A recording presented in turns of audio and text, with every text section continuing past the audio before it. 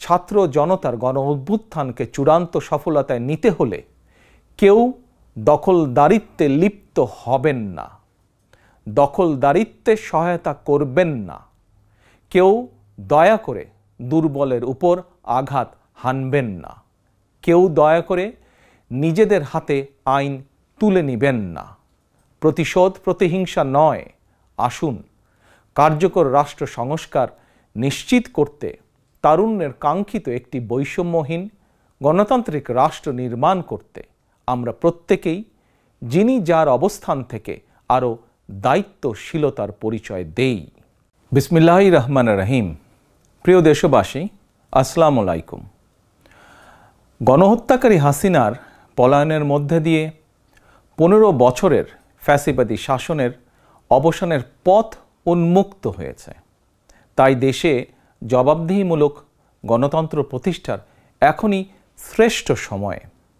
লাঞ্ছিত, বঞ্চিত, অধিকারহারা মানুষ একটি স্বাধীন, নিরাপদ এবং মর্যাদাকর জীবনের প্রত্যাশায় উন্মুখ হয়ে রয়েছেন। জনপ্রত্যাশা পূরণের জন্য একটি নিরাপদ এবং মানবিক বাংলাদেশ গড়ার এখনই শ্রেষ্ঠ সময়। ফ্যাসিবাদী শাসনের অবসান ঘটিয়ে দেশের গণতন্ত্র, মানবাধিকার, ভোটের অধিকার প্রতিষ্ঠার জন্য গত 15 বছর ধরে গণতান্ত্রিকামী মানুষ আন্দোলন সংগ্রাম অব্যাহত রেখেছিলেন।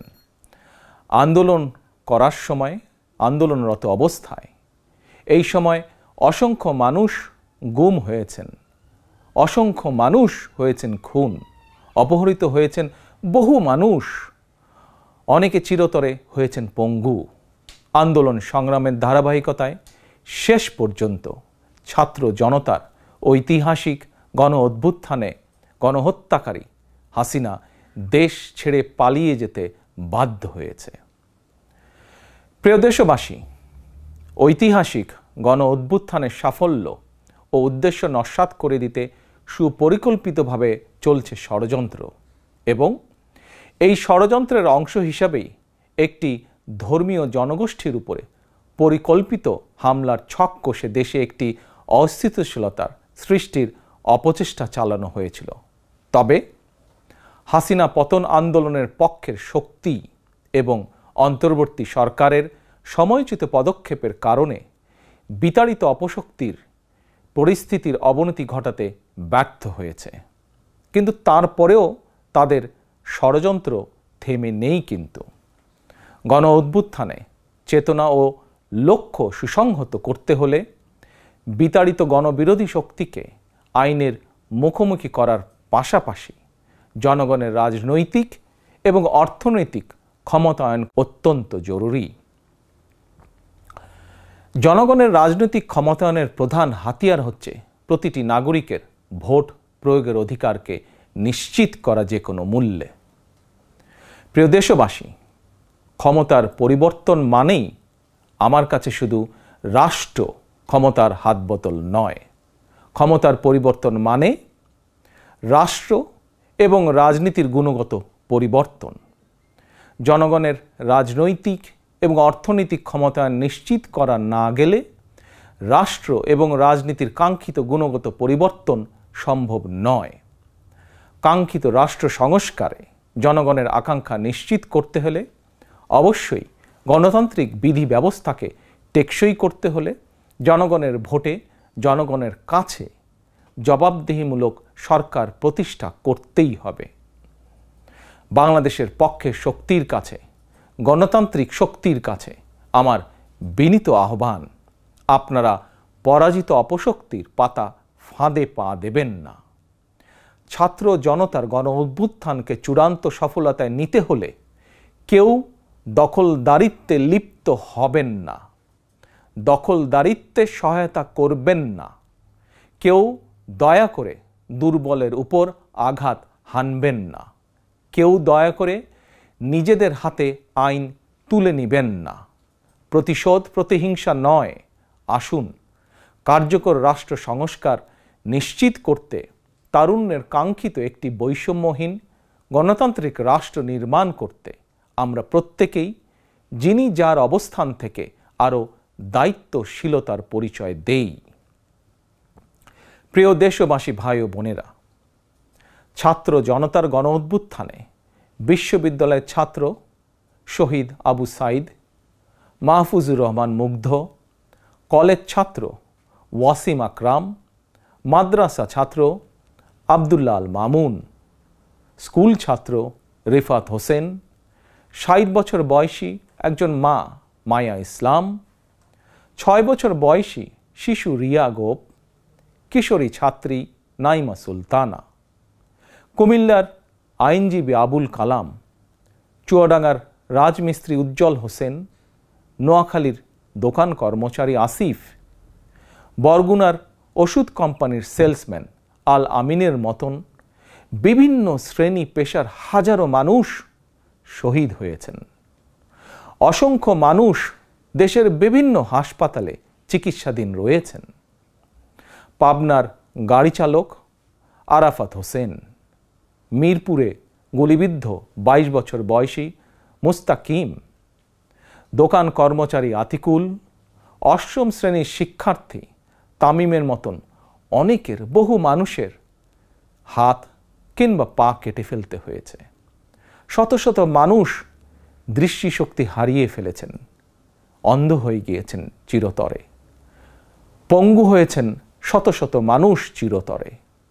অসংখ্য প্রাণের বিনিময় ৫ই আগস্ট অর্জিত স্বাধীনতায় গণতান্ত্রিকামী মানুষ আরও একবার স্বাধীনতার স্বাদ উপভোগ করলেও হাসিনা পতন আন্দোলনে যেসব পরিবার তাদের সন্তান স্বজনকে হারিয়েছেন কিংবা আহতদের চিকিৎসা করাতে গিয়ে যেসব পরিবারে অসহনীয় দুর্দশা নেমে এসেছে, সেসব বীর সন্তানদের ঘরে মুক্তির স্বাদের সেই ছোঁয়া এখনো লাগেনি।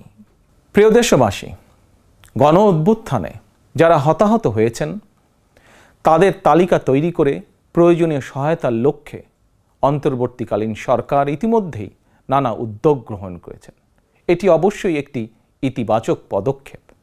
তবে গণ অভ্যুত্থানে যারা হতাহত হয়েছেন তাদের পরিবারের সদস্যদেরকে রাষ্ট্রীয় আয়োজনে সম্বর্ধনা দেওয়া হলে, রাষ্ট্রীয়ভাবে সম্মান জানালে কিছু সময়ের জন্য হলেও হতাহতদের পরিবারগুলো হয়তো একটু মানসিক সান্ত্বনা পাবেন। এ ধরনের উদ্যোগ গণ অভ্যুত্থানে চেতনাকে আরও শানিত করবে বলে আমার বিশ্বাস। একই সঙ্গে প্রতি বছর ৫ই আগস্টকে রাষ্ট্রীয় উদ্যোগে জাতীয় জীবনে একটি বিশেষ দিবস হিসাবে পালন করার বিষয়টিও বিবেচনা করা দরকার বলে সমাজের বিভিন্ন শ্রেণী পেশার মানুষ বিশ্বাস করেন। আমি এ প্রসঙ্গে আরও একটি বিষয় সরকারের দৃষ্টি আকর্ষণ করতে চাই। ২০১৮ সালেও সারা দেশে কোটা সংস্কার আন্দোলন হয়েছিল। সেই সময়েও আন্দোলনকারীরা রাষ্ট্রীয় প্রতারণার শিকার হয়েছিলেন। গণহত্যাকারী হাসিনা আন্দোলনকারীদেরকে সেই সময়েও নির্মমভাবে দমন করতে চেয়েছিল, দমন করেছিল। এমনকি খুনি হাসিনা সেই সময়ে আহতদেরকে চিকিৎসার সুযোগ পর্যন্ত দেয়নি। সুতরাং দেরিতে হলেও ২০১৮ সালের হতাহত কোটা সংস্কার আন্দোলনকারীদের বর্তমানে রাষ্ট্র কিভাবে সহায়তা করতে পারে সেটিও বিবেচনায় নেওয়া দরকার বলে আমি মনে করি। আমি বিশ্বাস করি তারুণ্যের শক্তি, তারুণ্যের আকাঙ্ক্ষাকে উপেক্ষা করে কখনোই একটি রাষ্ট্র ও সরকার অভীষ্ট লক্ষ্যে পৌঁছতে পারে না। প্রিয় দেশবাসী, এবার আমি বিশেষ করে প্রিন্ট এবং ইলেকট্রনিক মিডিয়ার সংশ্লিষ্টদের দৃষ্টি আকর্ষণ করে দুটি কথা বলতে চাই। গণহত্যাকারী হাসিনা সারা দেশের সংবাদপত্রের স্বাধীনতা কেড়ে নিয়েছিল। সংবাদপত্রের স্বাধীনতা হরণকারী হাসিনা পালিয়েছে জনগণের অভ্যুত্থানে। জনগণের প্রত্যাশা, আপনারা আপনাদের যার যার সংবাদপত্রে নির্ভয়ে এই শব্দটি লিখবেন, হাসিনা পালিয়েছে। হাসিনা পালিয়েছে শব্দটির পরিবর্তে কোনো গণমাধ্যম যদি ভিন্ন শব্দ প্রয়োগের অপকৌশল নেন, সেটি জনগণের কাছে আপনাদের বিবেকের স্বাধীনতাকেই প্রশ্নবিদ্ধ করবে। আপনাদের প্রতি আমার বিনীত আহ্বান, গত ১৫ বছরে যেই সকল পরিবারের মানুষগুলো গুম, খুন, অপহরণের শিকার হয়েছেন ছাত্র জনতার বিপ্লবে হাজারো মানুষ যারা শহীদ হয়েছেন, আহত হয়েছেন, তাদের এবং তাদের পরিবারের দুঃখ দুর্দশার কথাগুলো আপনারা আপনাদের সংবাদ মাধ্যমে তুলে ধরবেন। সাগররুনি হত্যা মামলার তদন্ত এক যুগেও কেন শেষ হলো না, সেই প্রশ্ন আপনারা আপনাদের মাধ্যমে তুলে ধরবেন। জনগণ আপনাদের কাছ থেকে আয়নাঘর নিয়ে অনুসন্ধানী রিপোর্ট দেখতে চায়। হাসিনা দেশটাকে লুটেরার রাষ্ট্রে পরিণত করেছিল। জনগণ দুর্নীতির সেই সব চিত্র প্রতিদিন আপনাদের সংবাদপত্রে, গণমাধ্যমগুলোতে দেখতে চায়। গণহত্যাকারী খনি হাসিনা প্রতিবার কিভাবে জনগণের ভোটকে ডাকাতি করে নিয়ে গিয়েছিল, গণমাধ্যমে প্রতিদিন সেই সব চিত্র তুলে ধরে বিশেষ অনুষ্ঠান প্রচারের আহ্বান জানাই আপনাদেরকে। গণমাধ্যমে হাসিনার অপকর্ম ফ্রেমবন্দি থাকলে ভবিষ্যতে আর কেউ হাসিনার মতন ভোট ডাকাতি, গণহত্যায় লিপ্ত হতে সাহস করবে না, যা বাংলাদেশের ভবিষ্যৎ গণতন্ত্রের ভিতকে মজবুত করবে এবং ক্ষমতাসীনদেরকে স্বৈরাচারী আচরণ থেকে বিরত থাকতেও বাধ্য করবে। এবার আমি সারা দেশে বিএনপি এবং এর অঙ্গ ও সহযোগী সংগঠনের সর্বস্তরের নেতা, কর্মী, সমর্থক, শুভাকাঙ্ক্ষীদের প্রতি আহ্বান জানিয়ে বলতে চাই, রাষ্ট্র সংস্কারের পথ ধরে অন্তর্বর্তীকালীন সরকার যথাসময়ে জাতীয় নির্বাচনের তারিখ ঘোষণা করবে। সেই নির্বাচনে জনগণের রায় পেতে জনগণের মন জয় করুন। জনগণের বিশ্বাস, আস্থা এবং ভালোবাসা অর্জন করুন। জনগণের সুখে দুঃখে জনগণের সঙ্গে থাকুন, পাশে থাকুন, জনগণকে সঙ্গে রাখুন। ধর্ম, বর্ণ পরিচয়ের কারণে কেউ যাতে অনিরাপদ বোধ না করেন, দায়িত্বশীল এবং জনপ্রিয় দল বিএনপির একজন নেতা, কর্মী, সমর্থক হিসাবে সেটি আপনাদেরকে নিশ্চিত করতে হবে। সেটিকে নিশ্চিত করুন আপনারা। পরিশেষে আমি আরও একটি বিষয় উল্লেখ করতে চাই। গণহত্যাকারী হাসিনা পতনের আন্দোলনে দেশে ছাত্র জনতার পাশাপাশি প্রবাসী বাংলাদেশিরাও বিশেষ অবদান রেখেছেন।